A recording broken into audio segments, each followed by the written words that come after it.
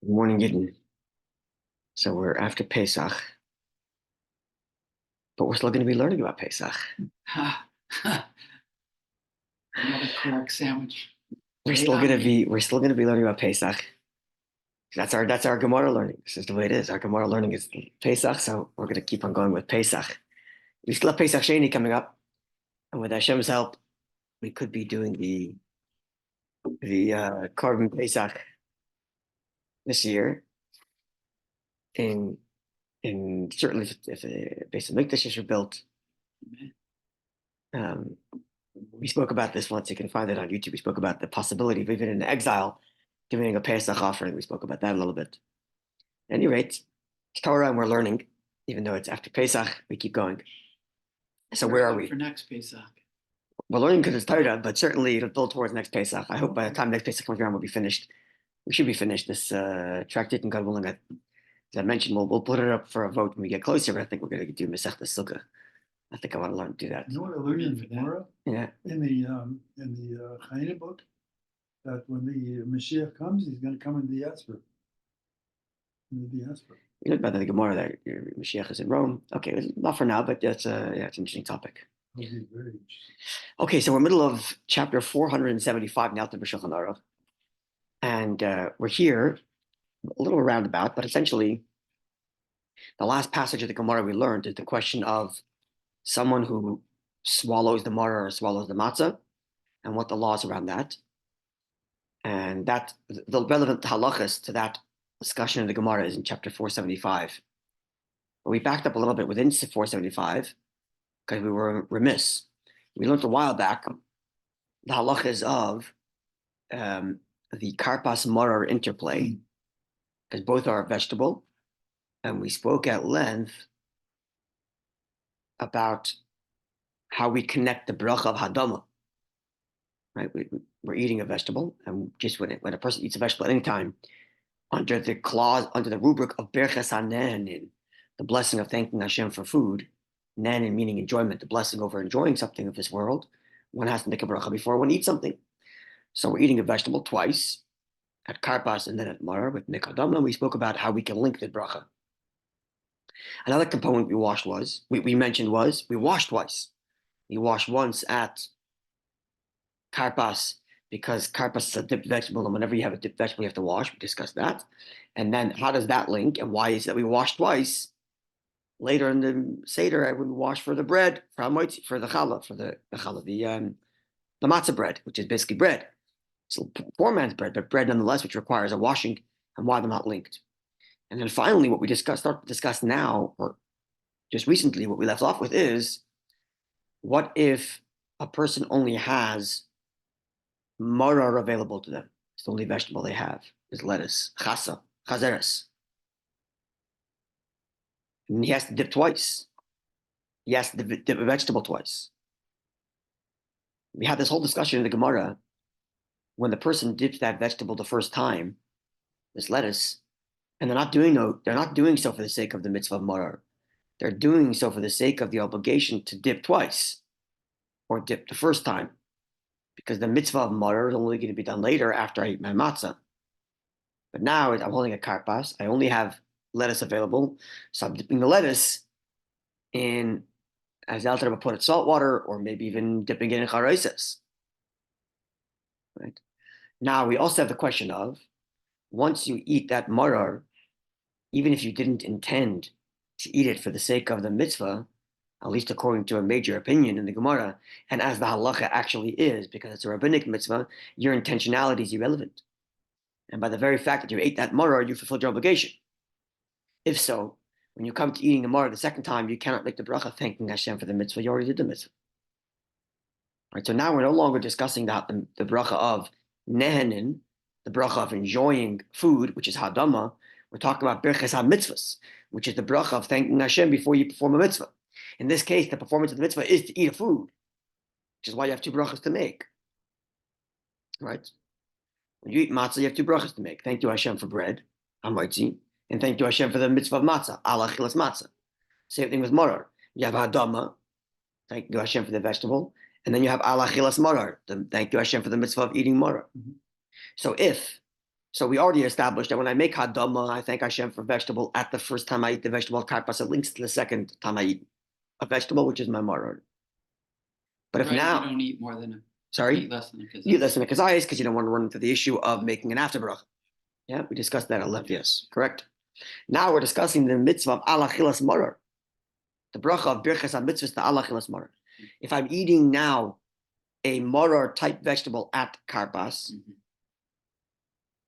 then I have to make the alachilas maror now. Because if I don't, I won't be able to make alachilas maror at all. Because intention is irrelevant, at least according to one opinion, which is the halacha.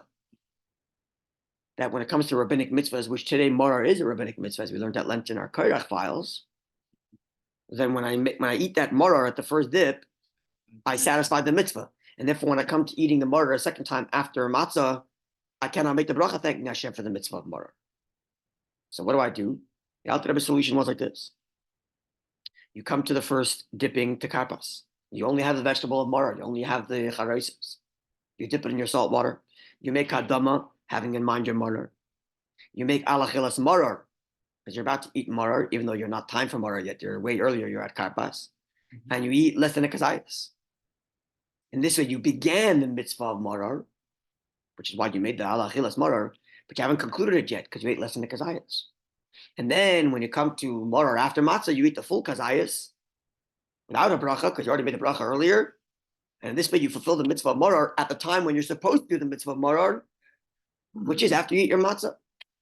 But this was the Alter Rebbe solution. Rabbi Gibel emailed me, and I mentioned this on Shabbos, that there's a Mishnah Berurah solution, which the Alter Rebbe rejects.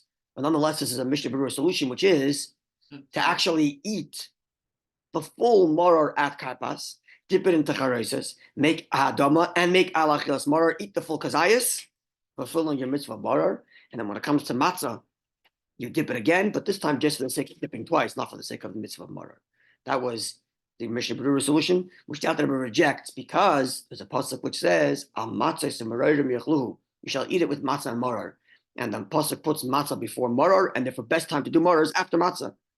Whereas the Mishnah Berurah solution, you're doing the maror way earlier, which the Alter Rebbe did not want to do. So This is where we are now. They don't eat more again? What they do for dipping only? Correct. So no bracha of alachilas maror. Because you've already eaten the kazayas and maror the first time. Same as Alter Rebbe, there's no bracha. But the Alter Rebbe, yes, but the Alter Rebbe is saying, what's the difference? The difference is, should you eat kazayas when you dip the maror the first time? Oh. And should you dip it in charaises? Alter Rebbe says, don't dip it in charaises and eat less than a kazayas. That way you don't fulfill your mitzvah of maror now, and you fulfill your mitzvah of maror after you eat matzah. Well, like and Mishnah Berurah says, it makes it a continuation because you started the mitzvah now, but you didn't do kazayas, so you finished it later. Whereas Mishnah Berurah says, do the whole mitzvah of maror now. Dip it into charaises, eat the full kazayas, fulfill your mitzvah of maror, and now you dip it a second time at matzah just for the sake of dipping twice. They have to do an after bracha.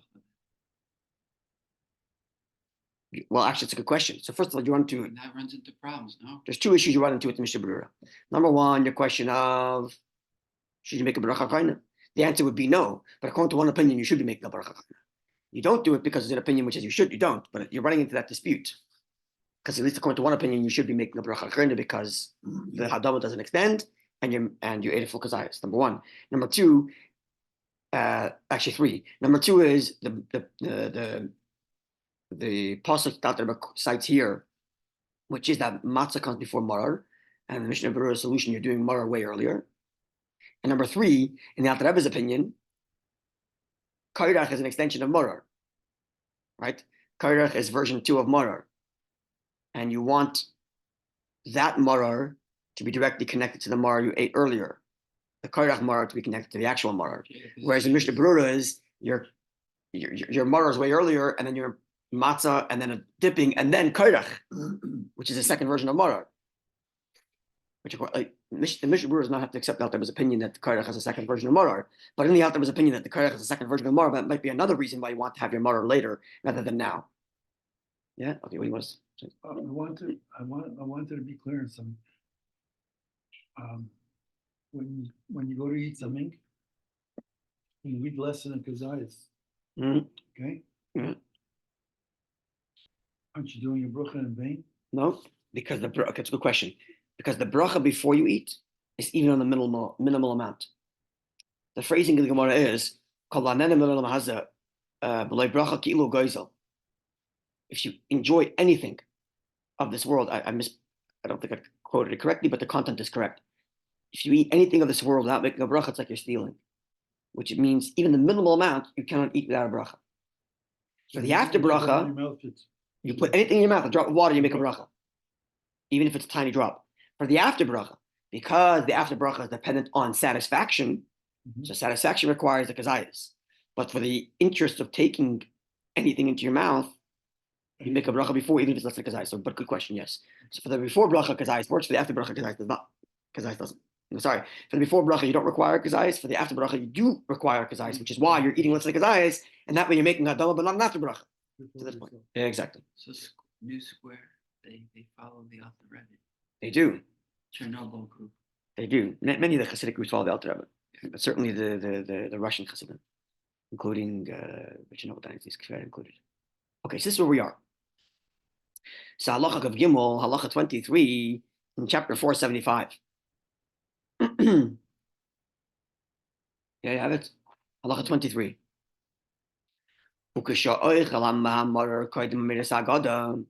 And now, because he only has maror available to him, it's only maror he has, and that's the only vegetable he has. And therefore, when it comes to karpas, what's he doing? He's eating maror. So it's before the recitation of the Haggadah. Yivarech, he'll make a blessing on that vegetable. Bari pri Adama. He'll make the bracha thanking Hashem for the vegetable, Adama. Koidem birches ala chilas maror. Prior to making the bracha thanking Hashem for the mitzvah. In other words, just like when it comes to moitzi matzah, when you're eating matzah, you have two brachas to make. You have to first of all thank Hashem for the food you're about to eat, the bread you're about to eat, the poor man's bread. Number two, you have to thank Hashem for the mitzvah of eating matzah. Which one comes first? Moitzi, then matzah. Right? First you thank Hashem for the eating, and then Hashem for the mitzvah. So likewise here, you're making adama before alachilas maror. Ordinarily, this isn't a problem because you're making adama now and alachilas maror later because now you're not having a maror. But if you're having a maror now, adama comes before alachilas maror. Again, imuroy alachilo kashul chai. That's generally the principle. Generally the principle. Come before the. That's generally the principle, yeah. Imuroy alachilo kashul chai. If it's the kind of vegetable which is supposed to be eaten raw, and if when you eat it raw, it's actually adama, as opposed to a potato, which is not meant to be eaten raw. And if you eat it raw, it's not hadama, it's shakal. Right? Same thing with the actual bitter herb, the actual horseradish. We eat it raw, but it's not meant to be eaten raw. It's meant to be cooked into a soup or a stew. So therefore, if you eat it raw, it's a question of whether or not you should be making hadama. It's likely you should be making shakal.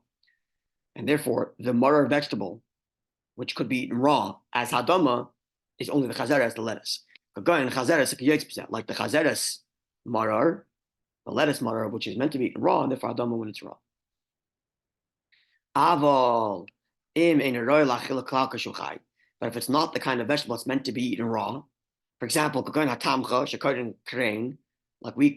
the horseradish we call in Yiddish chrein, like, you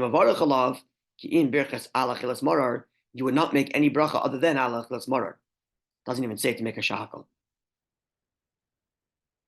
Why? Let's look at footnote 100. Why isn't he making shakal? Which I thought he should be making. Not even edible, I guess. It's not even meant to be edible, yeah. Yeah. It's considered a spice, not a vegetable. And a spice is meant to be eaten. Oh, sorry. Yeah, let's look at footnote 100. That's the reason, yes. I'm sorry, I've been remiss. I've been kept on saying it's shakal. It's wrong. It would be no bracha at all. Footnote 100, you'll see. Yeah, spice. You don't get much benefit of enjoyment. Well, it's not meant to be enjoyed like that. Oh, say. Okay. See section 202.22, which states, no blessing at all should be recited when partaking of the following spices by themselves: dried peppercorn, dried ginger, cloves, or other similar dried spices that are generally only eaten when mixed with other foods. So horseradish is mixed with whatever it is to turn it into what we call chrein. It's grinded up and mixed with beets or whatever it is, that purple stuff. Right, beets. Yeah, or when it's cooked. But eaten alone, it's not meant to be doing that. for partaking of them in this manner does not generate satisfaction that warrants the recitation of a blessing. Similarly, if the vegetable eaten for morrow will not bring a person satisfaction, he should not recite the blessing before partaking it as karpas. So if you're eating a horseradish plain, then no bracha at all. I thought it was shakos, but it's no bracha at all. Interesting. Okay. Yeah, because today our horseradish is pickled. It's got vinegar. It's 100%. It's because that's correct. It's correct. It's correct. It's a tasty preparation. So that's right. So you're putting food into your mouth. It's a good point to your Thank you for the food that you're right. So the expression is kol hanene, anyone who enjoys of this world. For example, a person who eats dirt doesn't make a bracha. it's like So that's the same thing here. It's also like the example. Right, same thing here. It has to be appropriate consumption. So you're right. We're not in the laws of the Brechten, but you're correct in making that point. It's not anything. It's appropriate consumption that you're taking to your mouth, even if it's less than a kazayas. But if you eat a piece of wood, you don't make a bracha. No, of course. So eating whole garlic cloves by the halachic standard is like eating a piece of wood. No, you're not supposed to eat that. Some people they maybe. They're exceptions to the rule. Yeah. And then batla daitel eitzel koladam, and therefore they wouldn't make a bracha because they go by the majority. You go by the norm. You gonna say something else? I was thinking of Yom Kippur when the person overeats to the point of sickness. It's as if he didn't. That's correct. He didn't eat it. We learned that. Oh yes, that's correct. We learned that a long time. Yeah, we did learn that. When I go to your house, I eat whole cloves. Your wife makes the best ones in the world. Whole cloves. Oh, the garlic cloves. Yeah, but those are cooked. Oh, the pickled ones. Those are cooked with oil and pickled, right? It's not plain garlic clove raw. It's like the horseradish. It's become cooked and mixed in with the oil and everything else, right? So that's right. So horseradish should be cooked into a soup, and then it's delicious, right? But if you eat the plain, it's strange. Yeah. Okay, Chav Dalet, halacha 24. All of this, all the above, is only if you cannot find any other vegetable other than a marar qualifying vegetable. If he's capable of finding another vegetable that isn't marar qualified, it's appropriate and good to go try to find it. So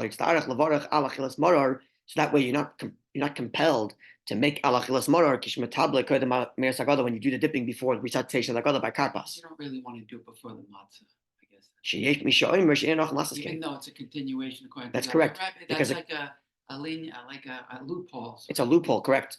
Because especially since there's an opinion which says you shouldn't do that. Because there's an opinion which says you only make alachilas marar when you have the intention to do the mitzvah, right? This whole entire thing is built on the premise that when it comes to rabbinic mitzvahs, you don't require intentionality. Right, that's the loophole. And therefore, if you eat it without the intention of fulfilling marar, you're still doing the mitzvah marar, and if you make the bracha alachilas marar. But that was contested in the Gemara. The Gemara said there's one opinion which said because you don't have a mind now, even if you eat a full kazayis, don't make alachilas marar. Because you only fulfill the mitzvah when you have in mind to do the mitzvah. There's one opinion that said mitzvah tzrichas kavana, even when it comes to marar.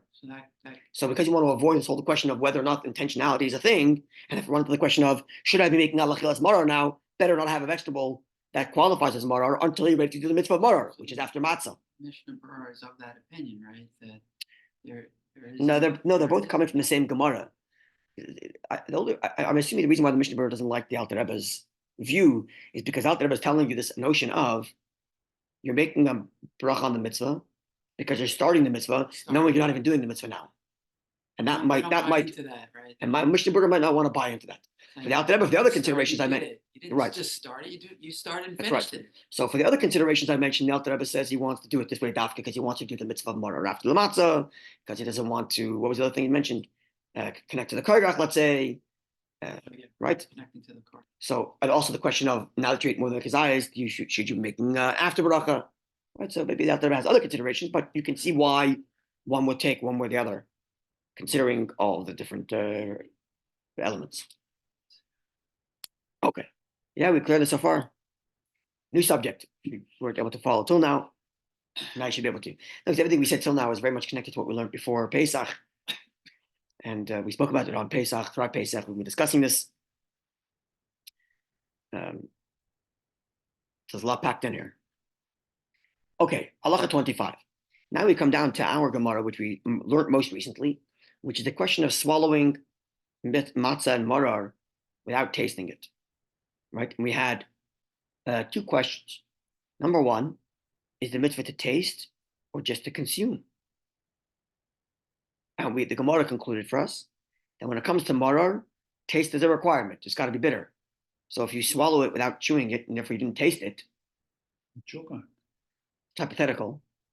Then no mitzvah. No mitzvah was done. Like swallowing a pill, you don't taste it. So if you swallowed marar like a pill, then no taste, no mitzvah. When it comes to matzah, however, the mitzvah is not to taste the matzah. The mitzvah is to consume the matzah.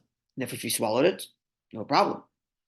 Now, what happens if you took the matzah and you put it into what the Gemara said was like a leaf, an edible leaf, and you swallow the matzah in that edible leaf? Does that constitute as consumption? The Gemara concludes it does not constitute consumption. Consumption, no, even if you're not, again, you don't need to chew it to consume, but you have to, it has to go through your throat. And if it was wrapped in something else and went through your throat, it's as if the matzah never even touched your body. So there's no consumption. So you can swallow matzah, no problem, without chewing it, but you have to actually swallow the physical matzah itself, not wrapped in something else, which conceals the consumption. That was the Gemara's conclusion there. And now let's see how the halacha puts it in the Alter Rebbe Shulchan Aruch, which is halacha 25, 26, 20, and 27.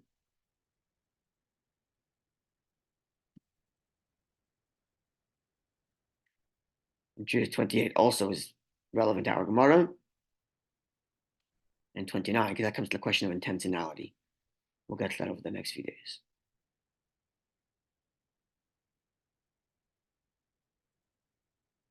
Yeah. Okay, so let's see. Halacha 20, what was it? 25. Bola matzah. If a person swallowed matzah, didn't chew it. Yatzah. He fulfilled his obligation of eating matzah. He swallowed out chewing.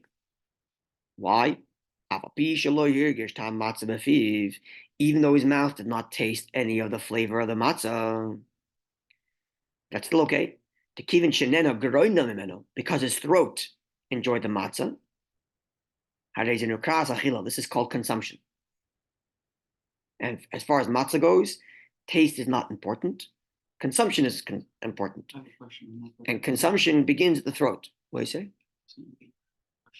What's the question? Well, I know that we have to present day when we have to eat the afikoman at the end. And the reason is because you want to have that as the last taste in your mouth. Ooh, good question. So what does that mean? Very good question. That's a good question. Very good question. It seems from the fact that the halacha is you shouldn't have any other flavor but the last matzah in your mouth implies that matzah flavor is important. Excellent question. And I don't know the answer to the question, but this is my gut answer. The afikoman is in lieu of the Korban Pesach. Yeah. And perhaps when it comes to Korban Pesach, flavor is important. Although I don't see why it would be more important than it is by matzah, but maybe. But good question. Good point. Very good question. It tastes better to have to. Yeah. But in the initial preference, so one should chew their matzah. So you should taste some of the flavor. That's obviously best. Yeah. Even though it isn't required. He cites here to the Rashbam in our Gemara. Let's see, I want to look at the Rashbam quickly.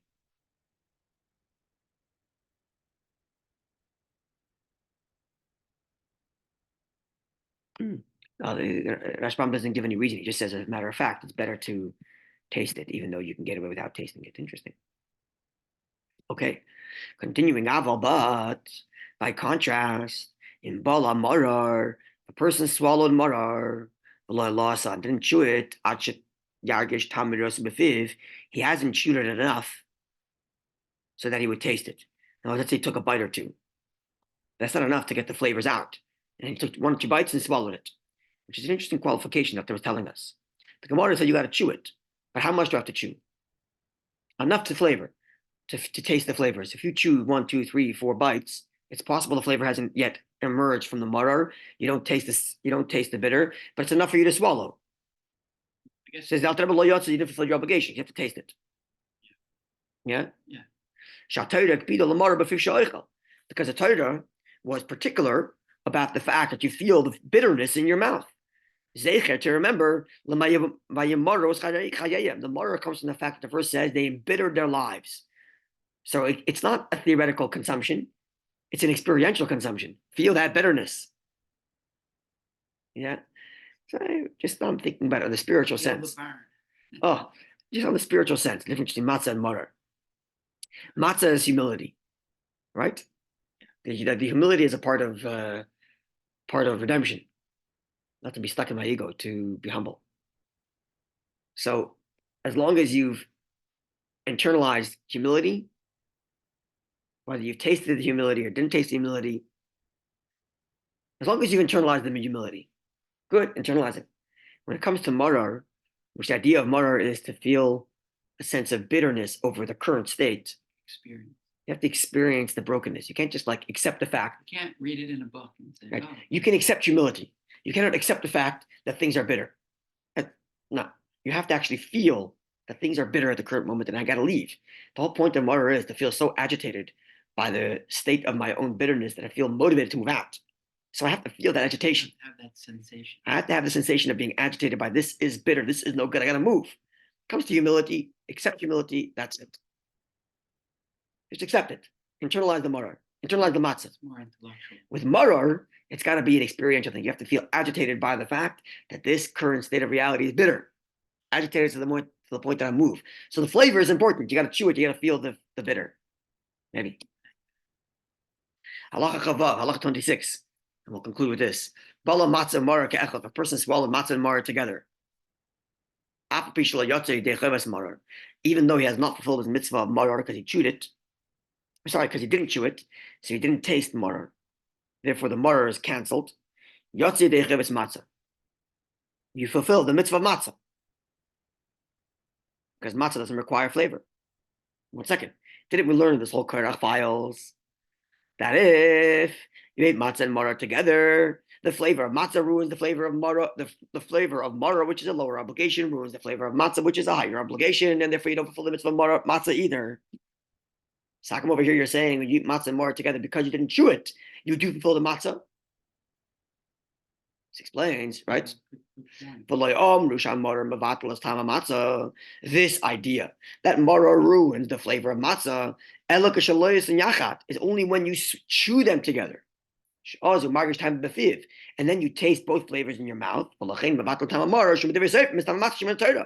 When you taste both the matzah flavor and the maror flavor in your mouth simultaneously, then the maror flavor rabbinic ruins or is disrespectful to the matzah flavor, which is biblical. When you chew, what did I say? No, you said that. Chew. But